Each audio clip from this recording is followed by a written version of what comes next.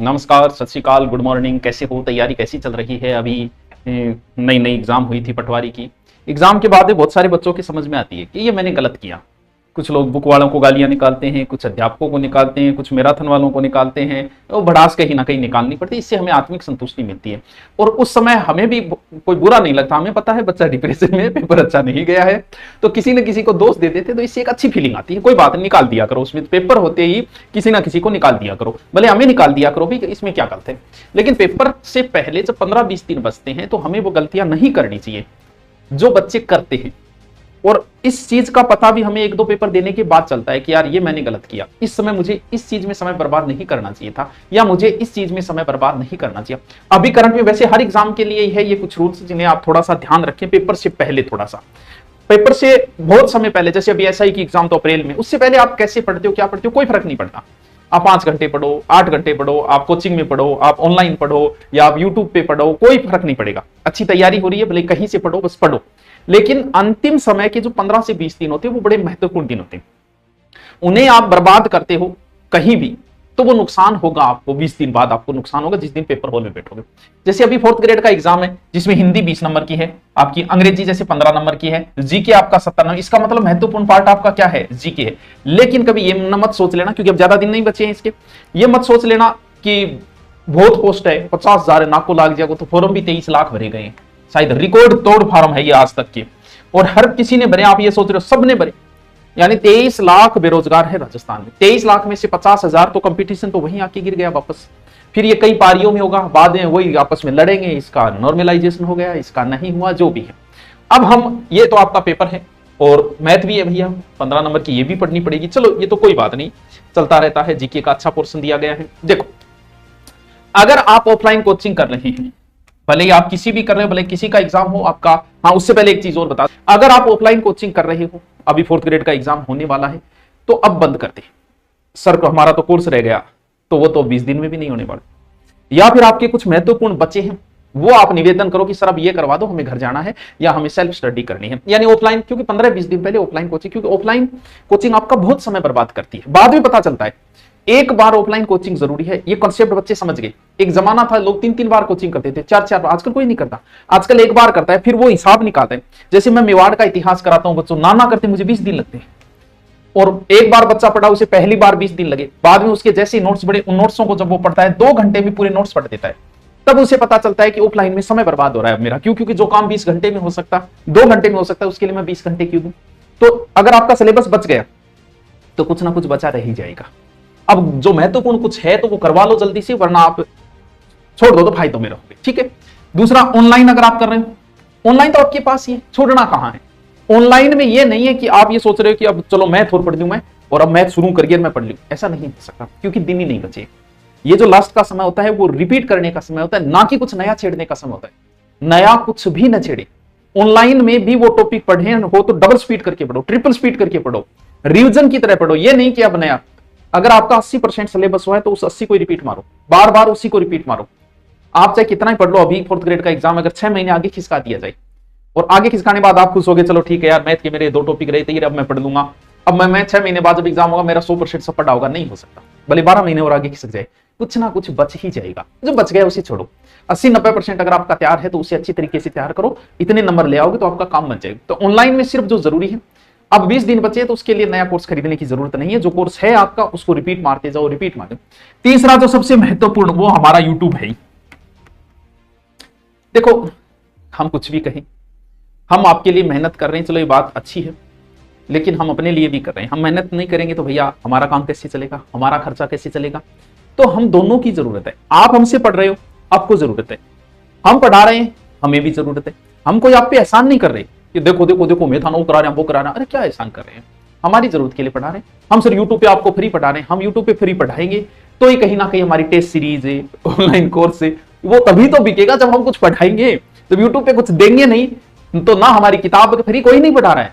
सबका अपना स्वार्थ है, मेरा भी अपना स्वार्थ है। अगर मैं यूट्यूब पे फ्री पढ़ाऊंगा तो ही मैं बोलूंगा कि ये मेरी बुक आ गई, आप खरीदने जाओगे। मैं यूट्यूब पे पढ़ाऊंगा तभी बोलूंगा कि ये मेरी टेस्ट सीरीज है, अच्छी टेस्ट सीरीज बनाई, आप खरीदोगे। ये हमारा ऑनलाइन कोर्स है, अब हो सकता है कोई ऑनलाइन कोर्स दे रहा है, कोई बुक बेच रहा है, कोई तीनों ही हम जैसे तीनों में लगे हुए हैं। तो वो डिपेंड करता है कि हम यूट्यूब पे जितनी मेहनत करेंगे उतना ही हमारी ये ग्रोथ आएगी। तो हम ठीक है, हमारे लिए मेहनत कर रहे हैं, आपके लिए भी कर रहे हैं, ताकि हम आपको अच्छा कंटेंट दे सकें। तो दुकान तभी खोली जाती है जब दुकानें बिक्री हो। कुछ धंधे ऐसे हैं जिनकी सुबह सुबह बिक्री होती है, जैसे कचौरी समोसा, तो सुबह सुबह आता है कचौरी समोसा बेचने वाला चला जाता है। कुछ ऐसे होते हैं जो शाम को ज्यादा होती है, जैसे दारू वगैरह है, नॉन वेज है, अंडे वगैरह, उनको शाम को बिकते हैं, तो वो रेडियां शाम को लगती है। तो जब बिकेगा तभी लगाएंगे। अब जैसे एग्जाम नजदीक आती है तो व्यू ज्यादा आते हैं, लाइव ज्यादा आते हैं, तो हमें भी बड़ा चस्का लग जाता है।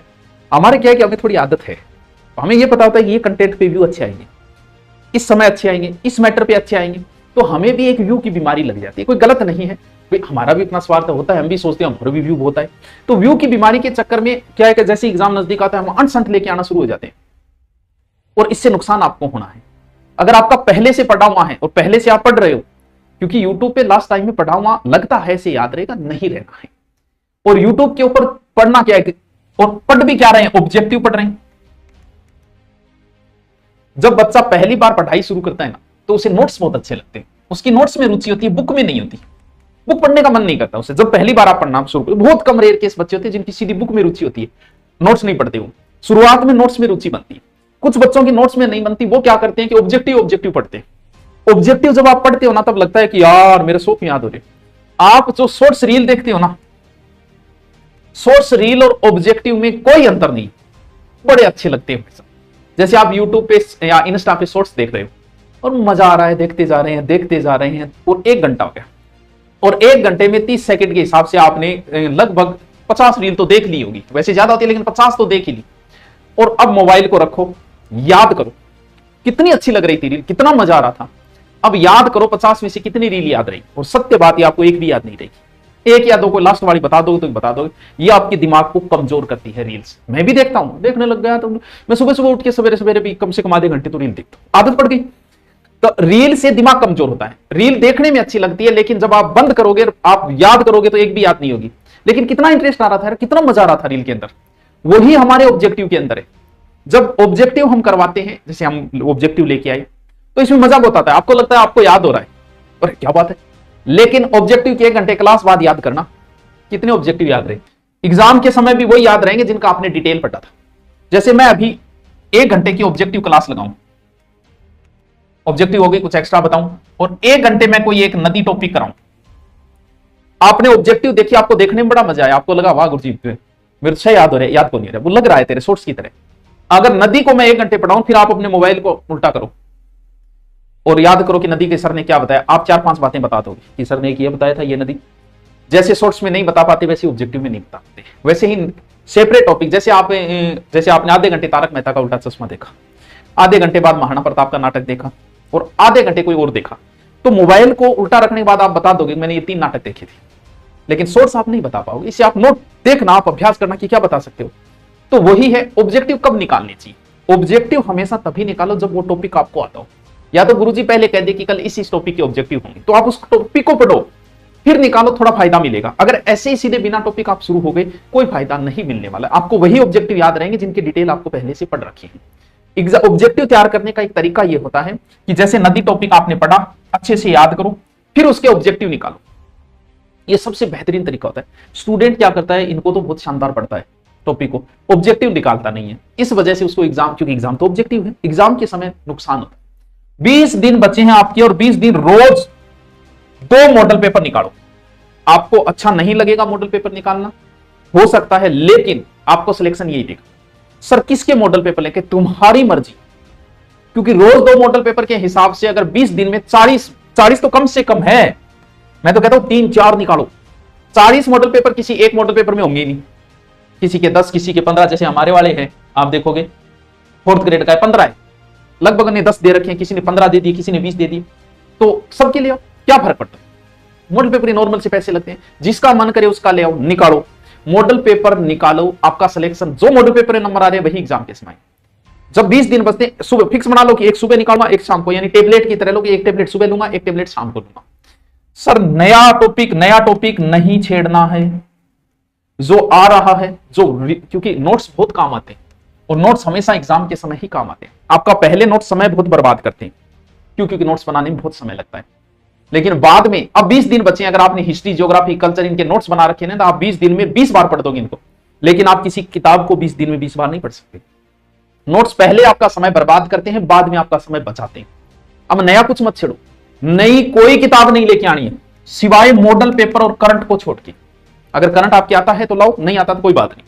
करंट और मॉडल पेपर को छोड़ के नई कोई गाइड नहीं लेके आनी। जो आपकी पहले है उसे पढ़ो, जो नोट्स है वो पढ़ो। नोट्स किसी दूसरे के नोट्स कभी काम नहीं आते। उसकी लिखने की अपनी लैंग्वेज है यार। वो जल को H2O लिख रहा है, तुम जल को जल लिख रहे हो। वो राजस्थान को RJ लिख रहा है या राज लिख के बिंदी लगा रहा है। अपनी अपनी स्टाइल है नोट्स लिखने की। अपने लिखे हुए नोट्स ही मजा आता है और एग्जाम के समय वही याद रहे उनको फटाफट फटाफट फटाफट। अगर आपका कुछ बच गया, नोट्स कब, दूसरे के नोट्स कब यूज किए जाते हैं? जैसे अभी एग्जाम होने वाला है, 20 दिन बचे हैं, पॉलिटिकल आपकी हुई नहीं, पॉलिटिकल के आपके मान लो नोट्स बने नहीं, तो फिर आप पॉलिटिकल के जिन टॉपिकों के 5 टॉपिक आपके नहीं हुए उनके नोट्स ले आओ किसी और के। वो सिर्फ हेल्प के रूप में 15 या 20%। ये नहीं कि किसी दूसरे के ले आए पढ़ने में लगे हुए हैं। नोट्स अपने हैंड राइटिंग होनी चाहिए, स्वयं की होनी चाहिए। यानी अभी थोड़ा हमारे यूट्यूब पे भी कम समय दें, अपनी बुक्स को ज्यादा दें, स्वयं निकाले मॉडल पेपर, हो सके उतना मॉडल पेपर स्वयं निकाले। ऑनलाइन सिर्फ वही पढ़े जिनकी जरूरत है कि मैं जे जनसंख्या टॉपिक नहीं आ रहा वो पढ़ो, ज्योग्राफी में जाके जनसंख्या स्पीड डबल करके उसको तैयार करो। ये नहीं पूरी ज्योग्राफी अब रटने लगे, ऐसा नहीं हो सकता, असंभव चीज है क्योंकि अब समय नहीं बचा। अब जो पढ़ा है उसको रिपीट मारो, जितना ऑफलाइन को हो सके उतना जल्दी अब छोड़ दो, 2-4-5 दिनों में कि ठीक है अब हमारा हो गया उतना हो गया, कोई बात नहीं, राम रूमी श्याम सुमी करो और पढ़ाई शुरू करो, सेल्फ स्टडी करो जितना ज्यादा हो सके। लेकिन मॉडल पेपर रोज दो। आपके 4th ग्रेड एग्जाम से पहले 40 मॉडल पेपर प्रत्येक बच्चे को आने चाहिए। प्रत्येक बच्चे के 40 मॉडल पेपर तो निकलने ही निकलने चाहिए। गुरुजी इतना पढ़ाई का अपना तरीका है, वो शुरू में तरीका अपनाया जाता है, बाद में नहीं। अब तो बस रिपीट मारते रहो। शुरू में कुछ लोगों क्या होते हैं, पूरा पेज पढ़ जाते हैं, पढ़ने के बाद समझ में आया कि दिमाग तो कहीं और था, मैं पढ़ता जा रहा था। ऐसा होता है, सबके साथ होता है। क्यों? क्योंकि हमें ध्यान करने की प्रक्रिया नहीं है, इसलिए हम एक जगह ध्यान नहीं लगा पाते। जिन लोगों को शुरुआत में पढ़ते रहो, जो अपना ध्यान नहीं लगा पाते, उनको हमेशा साथ में रफ कॉपी रखनी चाहिए और पेन चलाते हुए लिखना चाहिए, ताकि जिनका ध्यान भंग हो, जिनमें एकाग्रता आ गई ना, उनको किसी जरूरत नहीं है, वो सीधे बुक पढ़ो, बुक में हाईलाइट कर दो, मार्कर रखो जो भी। लेकिन शुरुआत में हमारा ध्यान नहीं लगता, हमारी एकाग्रता नहीं आता, हम पढ़ते रहते हैं, हमारा दिमाग कहीं और चला रहा है। वही बात, हम भोजन खा रहे हैं, सोच कुछ और रहे हैं, हम गाड़ी चला रहे हैं, सोच कुछ और रहे हैं। क्यों? क्योंकि हमारे दिमाग की विशेषता है कि जहां है वहां वो टिकता नहीं है। लेकिन जब नहीं टिकता तो उसको टिकाने के अपने तरीके हैं। तो उस तरीके में यह है कि जब आप पहली बार पढ़ रहे हो, किसी भी टॉपिक को पढ़ रहे हो, जैसे आप एकीकरण पढ़ रहे हो, तो आपके बराबर में रफ कॉपी चलनी चाहिए।